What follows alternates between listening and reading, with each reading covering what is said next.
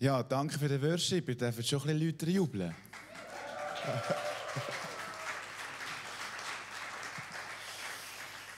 Das ist auch ein Willkommensapplaus für dich, Andi. Schön. Merci vielmals. Ich bete noch für den Andi und auch für uns. Jesus, ich danke dir vielmals, dass du dem Andi, wo er dich hat kennenlernen durfte, eine tiefe Sehnsucht gegeben hast. Einen Hunger nach deinem Wort zu erforschen, da drin zu graben. Und dass wir heute einfach etwas spüren, auch von dieser Liebe, die er hat zu deinem Wort, zu der Bibel. Und dass du unsere Herzen offen machst. Von dem, was unser Herz so schnell einnehmen kann, unsere Aufmerksamkeit kann wegholen von dir. Dass wir wieder frei werden, dir zu begegnen und auch dir zu dienen. Amen. Danke. Ja, als der Andi mich gefragt hat, ob ich ein Thema wüsste für einen Input, ist für mich der Fall klar gewesen. Ich bin Banker, reden wir doch mal ein bisschen über das Geld. Schließlich ist es mein Beruf, das Geld von reichen Leuten zu verwalten. Übrigens ein biblischer Beruf, der es sogar positiv in ein Gleichnis von Jesus geschafft hat, wo 3 Vermögensverwalter hohe Summen bekommen, damit sie damit arbeiten. Natürlich ist heute unser Umgang mit Geld ein bisschen anderer. Im Zeitalter von Kreditkarten, Internetshopping, Bitcoins und was es alles gibt. Aber ich glaube, eines hat sich nicht geändert über die ganze Zeit. Und zwar, Geld ist etwas, das uns Menschen beschäftigt. Und wenn ich heute von Geld rede, oder wenn Jesus von Geld redet, er sagt Mammon, das aramäische Wort für Geld und Besitz, das schließt immer beides mit ein. Also nicht nur das, was du gerade im Portemonnaie auf dem Konto hast, sondern wie gehst du mit Besitz um? Und wir sehen, Geld ist sehr mächtig. Es hat Macht, unser Denken, unser Gefühl und unser Handeln zu beeinflussen. Wegen Geld werden Kriege geführt, Mord und Verbrechen begangen, Beziehungen getrennt und so weiter. Ich lade euch darum jetzt ein auf eine Entdeckungsreise, was die Bibel, Gottes Wort, über Geld zu sagen hat. Und ich habe gemerkt, es ist so viel, ich habe das unmöglich alles in einen Input hineinpacken, darum haben wir es aufteilen auf 2. Heute wollen wir uns damit beschäftigen, was Geld mit uns macht. Da ist so einiges, was Geld mit uns machen kann. Aber die gute Nachricht ist, denke ich, Gott hilft uns davon zu befreien und er hat uns auch die richtigen Anleitungen in seinem Wort gegeben. Ihr seht hier ein Herz, das symbolhaft gefangen ist, in Ketten gelegt. Und verschiedene Aspekte einfach rundherum, und das wird dann nächstes Mal noch vorgesetzt, das ist nicht komplett, wo einfach unser Herz gefangen nehmen können, die mit Geld und Besitz zu tun haben. Und da wollen wir heute auf diese 5 Punkte zusammen ein bisschen eingehen und schauen, was macht das mit uns? Zum Beispiel Habgier ist so ein Thema. Ich weiss noch gut, als ich meinen ersten Lohn bekommen habe, 600 oder 700 Franken als Lehrling, hey, ich habe noch nie so viel Geld gehabt. Ich habe immer nur so viel Sackgeld bekommen, wie ich alt bin pro Monat. Also aber ja, ich habe irgendwie gemeint, jetzt kann ich mir alles kaufen. Töffli, CDs hat man noch gekauft, DVDs, Ausgang, Kino.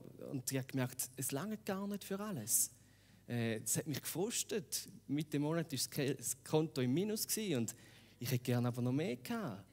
Das hat dann sogar so weit geführt, als Jugendliche sind wir manchmal unterwegs gewesen und haben auch Sachen geklaut. Einmal sind wir im Mediamarkt verwünscht worden und es hat uns dann zum Glück, oder mir wenigstens, einen gehörigen Schrecken eingejagt, dass das Thema nachher auch erledigt war. Aber einfach die Unzufriedenheit im Herz, mehr haben wollen, nicht zufrieden sein mit dem, was da ist.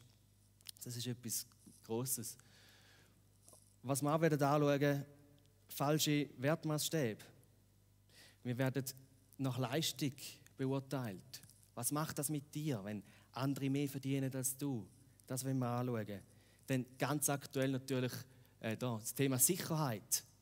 Wir sind mitten in einer Wirtschaftskrise. Existenznöte, Sorgen ums Geld treiben uns um. Und nicht wenige Menschen sehen sogar im Geld sammeln den eigentlichen Sinn vom Leben. Ja, das ist es doch, oder? Reich werden. Dann hast du es geschafft, oder? Dann hast du das Ziel erreicht. Und was ich mich noch gefragt habe, dürfen wir eigentlich überhaupt noch ohne schlechtes Gewissen geniessen? Also schauen wir zusammen rein, was Gottes Wort zu diesen Themen zu sagen hat. Wir fangen an mit der Habgier. Die Bibel warnt uns vor Habgier und bezeichnet sie im Kolosser 3,5 sogar als Götzendienst. Habgier kann in verschiedenen Stärken und Formen vorkommen, so wie ich es vorher anhand von mir erklärt habe. Und ich denke, jeder kennt sie vielleicht auf die eine oder andere Art. Als Banker kommt man ja auch in Kontakt mit Börsengeschäften und da gibt es auch ganz riskante Sachen, Optionsgeschäfte. Und ich habe mir fest vorgenommen, als 20-Jähriger, ja, ich brauche mehr Geld, ich muss es vermehren. Und ich hatte einen Plan gehabt, dass ich mit 30 nicht mehr arbeiten müsste, aber es hat leider nicht im gewünschten Ausmaß funktioniert. Oder vielleicht bedeutet für die Geld haben auch Shopping. Sobald ein bisschen Geld da ist, muss man lädeln. Man muss Sachen haben. Mehr, der Drang nach mehr. Und auch bei ernsteren Themen hat Habgier die Finger im Spiel, wie krumme Geldgeschäfte, Schwarzarbeit, Glücksspiel und so weiter. Und ich habe mich gefragt, warum bezeichnet Kolosser 3,5 Habgier als Götzendienst? Ist es Geld selber, das schlecht ist oder der Besitz? Aber ich muss sagen, nein, das glaube ich nicht. Es ist die bittere Wurzel, die sich in unser Herz frisst und es vergiftet. Habgier wohnt nachher in mir inne und lässt keinen Raum mehr für Liebe, für Frieden. Gott kann nicht bei mir einzügeln. Der Platz ist leider schon besetzt. Und Jesus sagt darum zu Recht, ihr könnt nicht zwei Herren dienen, Gott und am Mammon.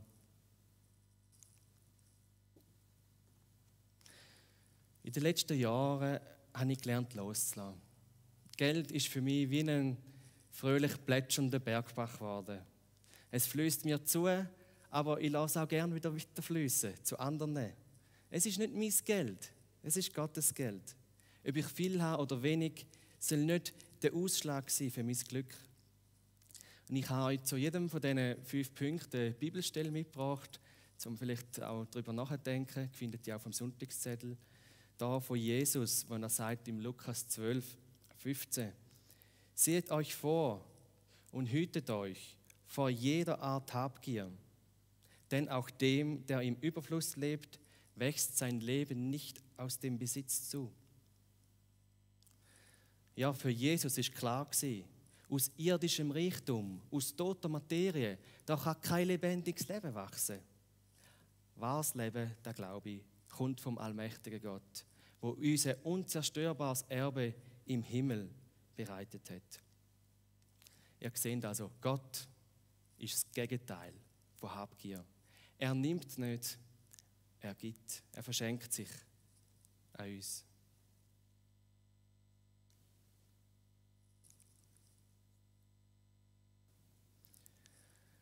Ich komme auf den nächsten Punkt, falsche Wertmaßstäbe. Und ich könnte jetzt da die Frage in die Runde werfen, was verdienst du? Sagen wir mal deinen Lohn. Das ist etwas, wo man eigentlich nicht so gerne darüber redet. Meistens behaltet man es für sich oder behaltet das sehr in einem engen Kreis. Zum Glück gibt es eine interessante Internetseite www.zeigdeinenlohn.ch. Dort kann man im Fall schauen, wer wie viel verdient. Und das ist im Fall mega spannend. Ich bin dort mal schauen und habe gesehen, was die Leute so verdienen. Und ich finde das eigentlich noch schön, aber auch wichtig. Für Lohntransparenz sorgt auch für Gerechtigkeit, dass auch Männer und Frauen eben den gleichen Lohn gezahlt bekommen. Dort habe ich gesehen, der Hakan zum Beispiel, er ist Strassenbauer, er verdient 6'400 Franken. Der Andreas ist Sous-Chef im Restaurant. Er verdient weniger, 4'940 Franken. Janine habe ich gesehen, die verdient noch weniger, 3'500 Franken als Pflegehelferin SRK. Stefania ist Physiotherapeut, sie verdient im Monat 5'500 Franken. Aber der Mike, er ist Leiter Finanzen, verdient 11.700 Franken. Und die Yvonne als IT-Analyst SAP sogar 12.800 Franken im Monat. Übrigens, der Durchschnittslohn in der Ostschweiz ist ziemlich genau 6.000 Franken im Monat. Und ich frage dich jetzt, was macht das mit dir, wenn du so Zahlen hörst? Bist du vielleicht stolz, dass du mehr verdienst als andere? Du reichst dich vielleicht ein bisschen ob der einen ein und unter der anderen. Oder bist du vielleicht eifersüchtig, weil merkst du, da gibt es noch derartige, die viel mehr verdienen als ich. Haben die das überhaupt verdient? Das ist doch ungerecht. Leider neigen wir Menschen dazu, eigene Wertmaßstäbe aufzusetzen. Wer viel verdient, ist viel wert. Wer wenig verdient, ist wenig wert. Und wer überhaupt nichts verdient, ist überhaupt nichts wert. Aber das ist eine Lüge. Das stimmt überhaupt nicht. Aber weißt du was? Meistens glauben wir das sogar noch selber. Fühlen uns wertlos, unnütz. Wenn wir merken, wir können nicht für uns und unsere Familie sorgen, wir haben nicht so viel, wie man denkt, dass man eigentlich haben sollte.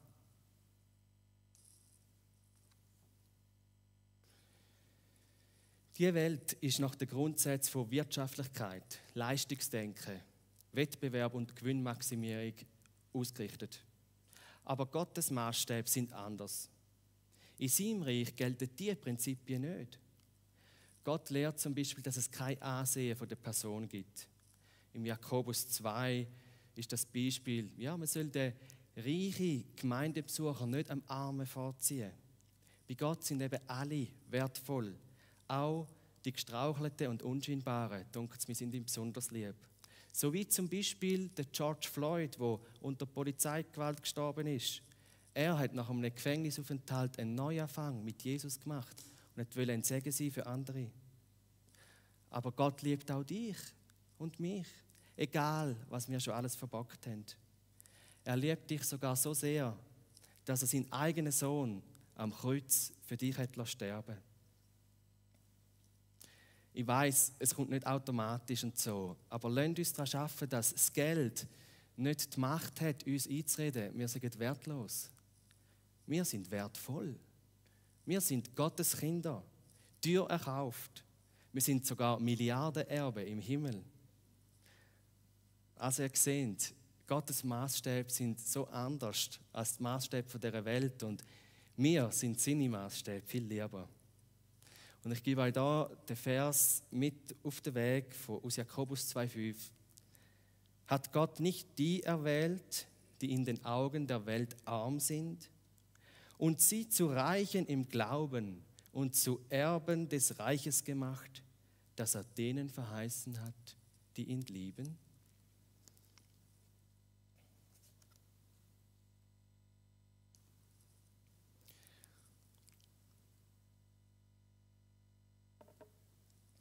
Kommen wir auf das Thema Sicherheit sprechen.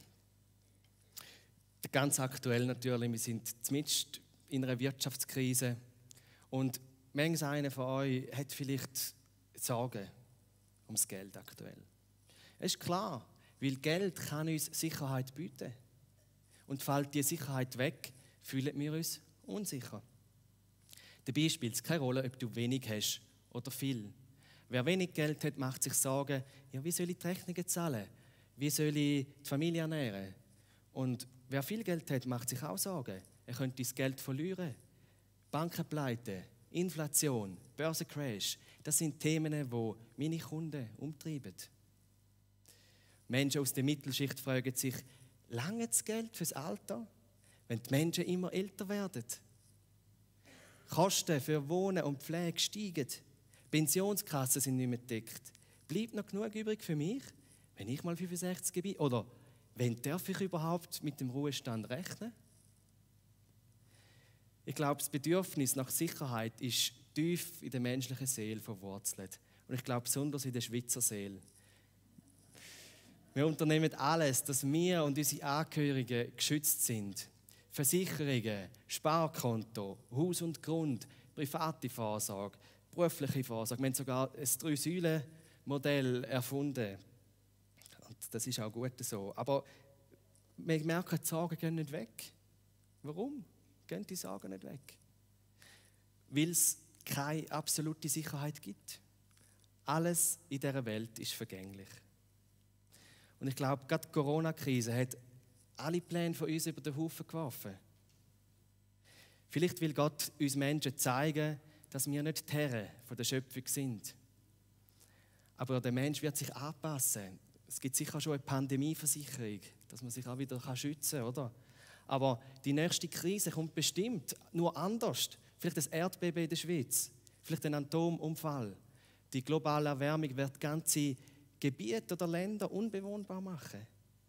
Ihr seht also, das Leben ist eine sehr unsichere Sache. Die Sicherheit ist relativ. Gott kann uns geben, Gott kann uns Sachen wegnehmen. Und uns bleibt nichts anderes übrig, wie der Hiob zu sagen, der Herr hat es gegeben, der Herr hat es genommen, gepriesen sei der Herr. Jesus lehrt das Gleichnis vom reichen Kornbauer. Der hat eine super Ernte gehabt und hat sich gesagt, jetzt weiss ich, was ich mache. Ich baue einfach grössere Scheuren und dort drin lagere ich meine Vorräte für Jahre. Ich habe ausgesorgt. Ich will trinken und fröhlich sein. Und Gott sagt zu ihm, du Double, noch in dieser Nacht wird man deine Seele von dir zurückfordern. Und wem wird das hören? So geht es dem, der Schätze sammelt für sich und nicht reich ist vor Gott.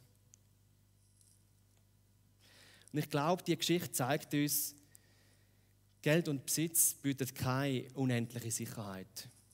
Unendliche Sicherheit gibt es nur bei Gott, weil Gott, er ist unendlich, er ist ewig.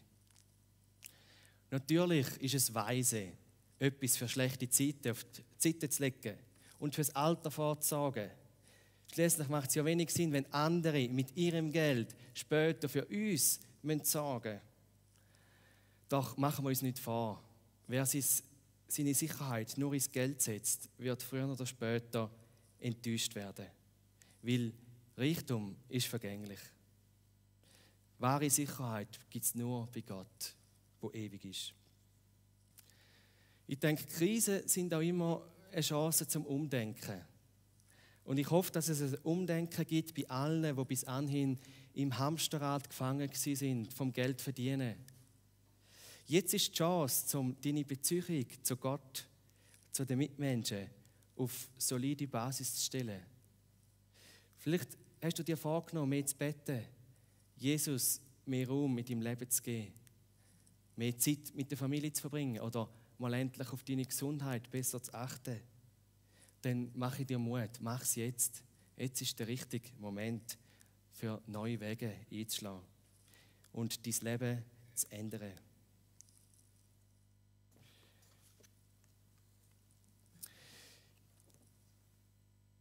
Was macht das mit deinem Herz, das Thema Sicherheit?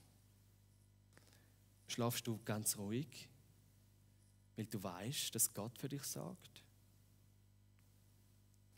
Gott fordert uns raus, völlig loszulassen und alle Sorgen ihm zu übergeben.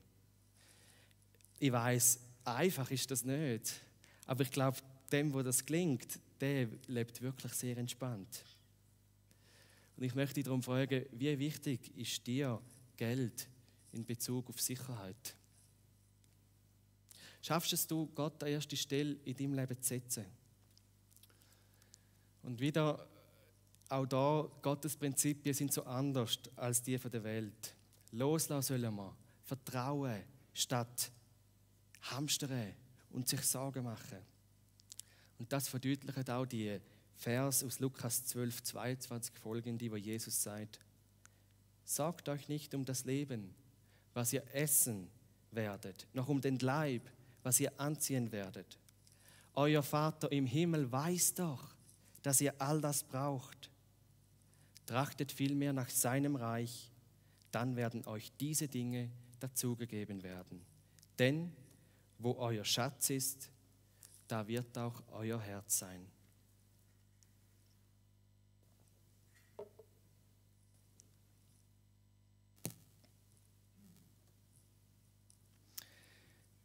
Nicht wenige Menschen sind im Geldverdienen und Sammeln sogar der eigentliche Sinn vom Leben. Ein Mann aus der Bibel, der uns sehr viel über Geld sagen kann, ist der König Salomo. In seinem Buch Prediger, wo auch Kohelet genannt wird, berichtet er uns seine Weisheiten. Und seine Weisheiten sind eben göttlich, weil er hat ja von Gott Weisheit erbeten und bekommen. Und der Salomo finde ich darum so eine spannende Person, weil er hat sich alles leisten, was sein Herz begehrt hat. Er ist unermesslich reich und mächtig. Er hat sich alle Luxusgüter von der damaligen Zeit anschaffen, jedes nötige Personal einstellen und jede Frau, die ihm gefallen hat, hat er in sein Harem aufnehmen. Er hat sein Glück gesucht im Wein. In Paläste hat er gebaut, Weinberge, Teich, Fruchthain, Gärten und so weiter. Das schreibt er selber genau so in seinem Buch, in seinem Zeugnis, Prediger. Es tönt nach einem Leben wie im Traum. Also ich denke, viele hätten gern vielleicht so ein Leben. Aber der Salomo, ist er glücklich geworden dabei? Nein. Sehr pessimistisch tönt sein Buch. Wobei man muss sagen, er hat Jesus und die Erlösung in Jesus noch nicht kennt. Aber für ihn macht das Leben gar keinen Sinn. Nichts Neues unter dem Himmel, alles ist nichtig und flüchtig, ein Haschen nach Wind. Das sind so besondere Ausdrücke, die in seinem Buch typisch sind, die immer wieder vorkommen und die in keinem anderen Buch der Bibel so gebraucht werden.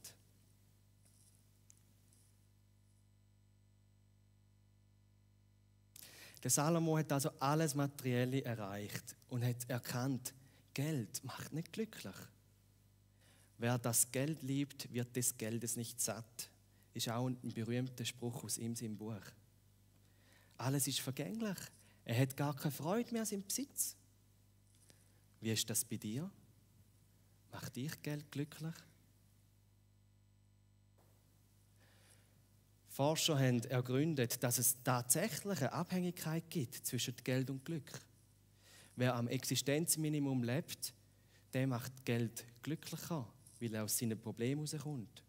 Aber jedes weitere zusätzliche Geld bringt ein bisschen weniger Glück, bis sich der Effekt irgendwann sogar ganz abflacht. Ich merke das auch bei mir. Ich freue mich, wenn der Lohn aufs Konto kommt. Wenn eine Lohnerhöhung oder ein Bonus gezahlt wird. Aber schon kurze Zeit später ist die Freude irgendwie wieder weg. Es hebt nicht an. Was ist denn der Sinn vom Leben, wenn er nicht im Geld verdienen liegt? Der Prediger beantwortet das ganz am Schluss von seinem Buch, im zweitletzten Vers, wo er sagt, ist alles gehört, lautet der Schluss, fürchte Gott und halte seine Gebote. Das gilt für alle Menschen. Ich möchte einen ganz kleinen Einschub machen, wo ich ein gutes Zitat gefunden habe von Autor und Mönch Anselm Grün. Es geht so ein bisschen um die Furcht, dass man das richtig einordnet. Er sagt, und das hat mir gefallen, Furcht meint nicht Angst. Es bedeutet, Gott ernst zu nehmen. Das eigene Leben nicht willkürlich zu leben, sondern nach Gottes Ordnung auszurichten. Gott ernst zu nehmen heißt zugleich, sich selbst und den eigenen Lebensweg wichtig zu nehmen, sich immer wieder bewusst für das Leben zu entscheiden. Wer das tut, der lebt angemessen, dessen Leben gelingt. Also, wir sehen, vergänglicher Reichtum dient leider nicht als Lebenssinn und Ziel. Und Gott lädt uns ein, ihn an erste Stelle im Leben zu setzen.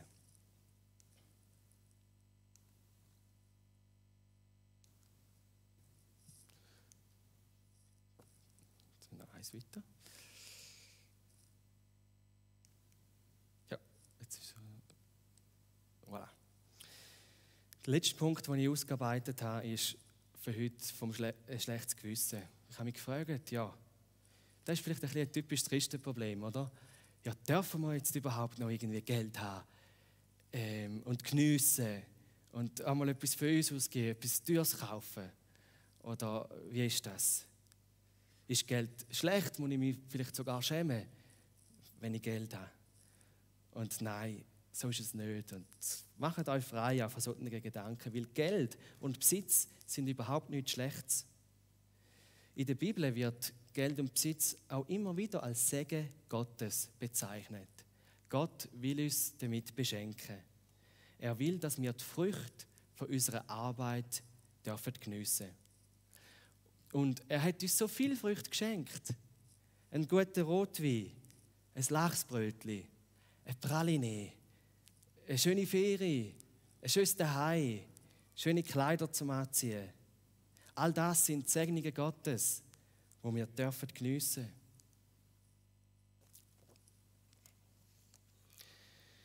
Nur, wenn ich jeden Tag Lachsbrötchen esse, dann hängen sie mir irgendwann zum Hals raus, oder? Es braucht eben beides, das ist wichtig im Leben, die richtige Balance. Es braucht die mühsame Arbeit und es braucht das Geniessen. Und Gott schenkt es uns immer wieder aufzudanken und die Früchte von unserer Arbeit zu ernten. Und wenn wir andere Menschen an unseren Früchten teilhaben können, dann ist das solidarisch. Geld und Besitz sind nichts Falsches, solange sie uns nicht den Weg zu Gott versperren. Und das Leben ist schön, weil Gott es schön gemacht hat. Und ich möchte euch darum diesen Vers ans Herz legen, aus Prediger, aus dem Buch von Salomo 9,7. Auf, iss dein Brot mit Freude und trink deinen Wein mit frohem Herzen. Denn längst schon hat Gott dieses Tun gebilligt. Jederzeit seien deine Kleider weiß und ein Öl auf deinem Haupt soll es nicht fehlen. Genieß das Leben mit deiner Frau, die du liebst, all die Tage deines flüchtigen Lebens, die er dir gegeben hat unter der Sonne. Das ist dein Teil im Leben bei deiner Mühe und Arbeit unter der Sonne.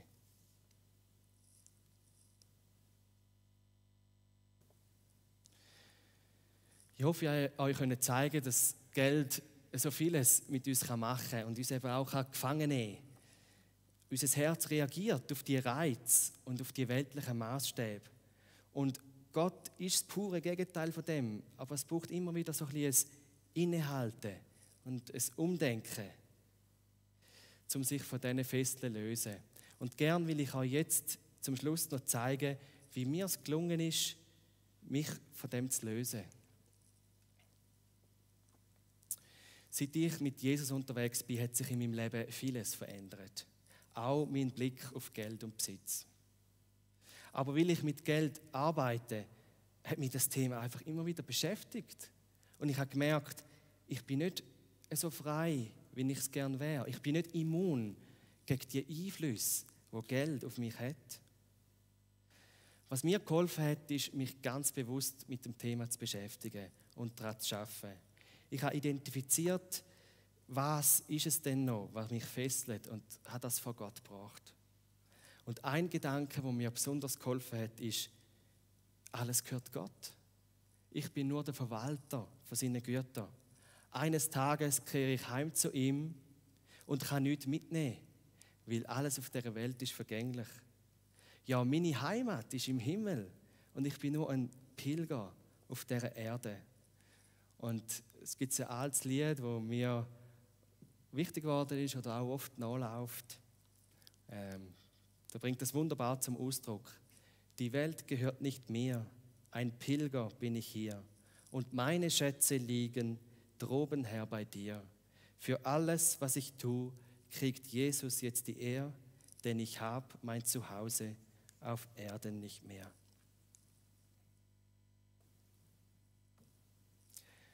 Bist auch schon so auf einer mehrtägigen Wanderung gewesen?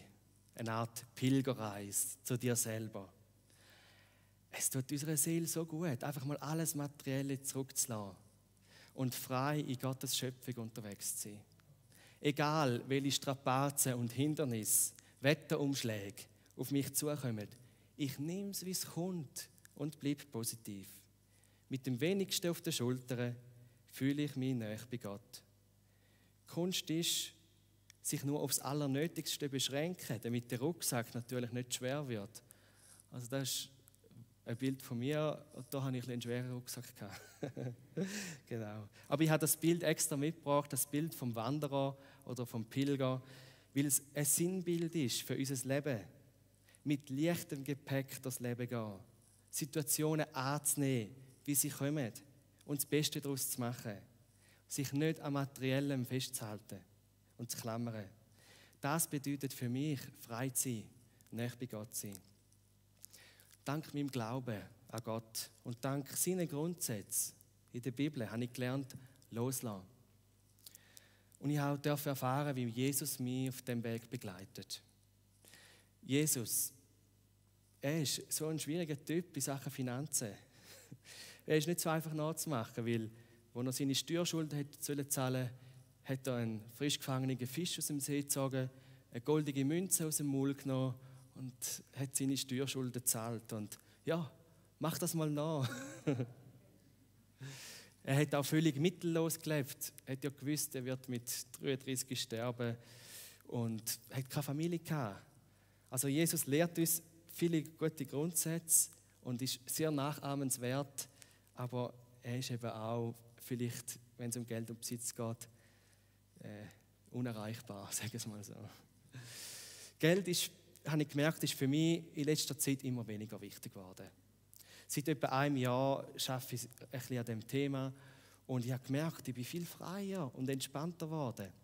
Und zwar lustigerweise nicht nur im Umgang mit Geld, sondern allgemein, weil ich versuche, mich nicht an so Weltlichem festzuklammern.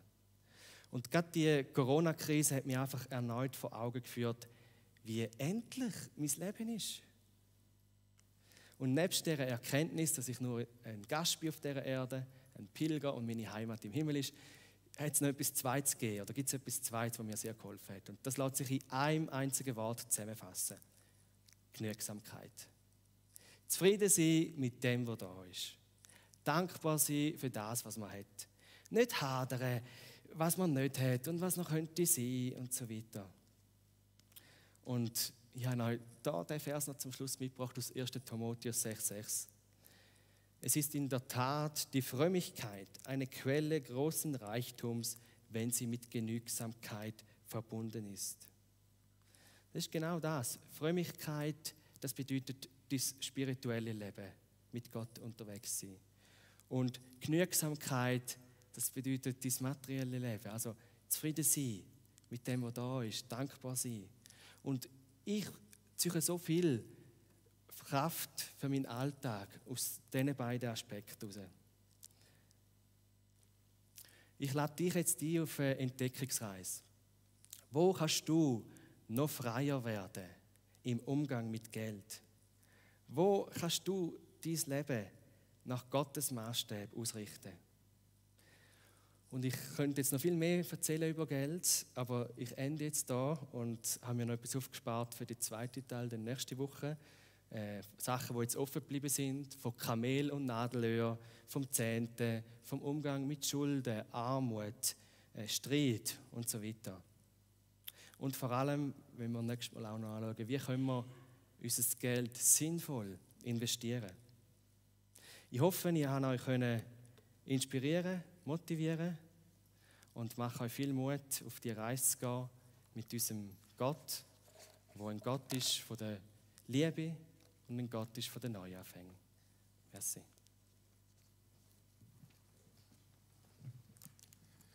Danke vielmals, Andi. Ich möchte euch jetzt einfach noch ein paar Minuten Zeit geben, um über diese Fragen auch nachzustudieren. Vielleicht können wir die erste Folie oder die zweite Folie noch mal einblenden mit dem Herz, wo da so mit diesen verschiedenen Sachen umschlungen ist. Dass du dir jetzt einfach Zeit nimmst für dich persönlich, zum Überlegen, was von diesen 5 Sachen sprechen dich an. Wo fordert dich irgendein Aspekt jetzt raus, wo der Andi dargelegt hat?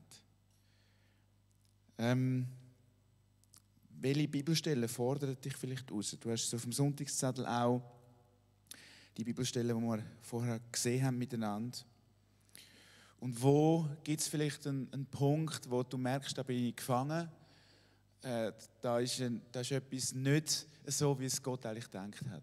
Dass du das Gott kannst herlegen und es gibt auch die Möglichkeit natürlich, auf den Andi selber auch persönlich zuzugehen.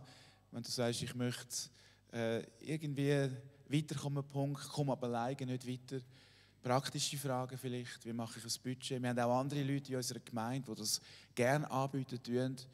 Kommt auf uns zu, wenn ihr da irgendeine Hilfe braucht. Legt die Scham ab. Das Geld ist so mit so viel Scham verbunden. Man schämt sich. Man sagt, ich habe noch nie ein Budget gemacht. Ja, das solltest doch du wissen, oder wie man ein Budget macht. Nein, kommt, fragt. Und wir haben gute Leute auch in unserer eigenen Reihe, die da auch ganz praktisch helfen können. Es gibt auch die Möglichkeit, nachher zum Kreuz zu kommen. Es gibt da 2 Leute auch, die für dich beten, wenn du irgendetwas hast, das dich heute Morgen bewegt hat, wo du sagst, das möchte ich mit jemandem teilen und auch darüber beten. Nehmen wir uns doch einfach ein paar Minuten Zeit, jedes für sich. Wenn ihr ein Bedürfnis habt mit eurem Ehepartner, wenn er da ist, zu reden, also bei Geld ist es immer auch wichtig, dass man miteinander redet, gerade als Ehepaar. Dann macht das, fühlt euch dazu frei. Fragt Jesus, wo sprichst du mich an?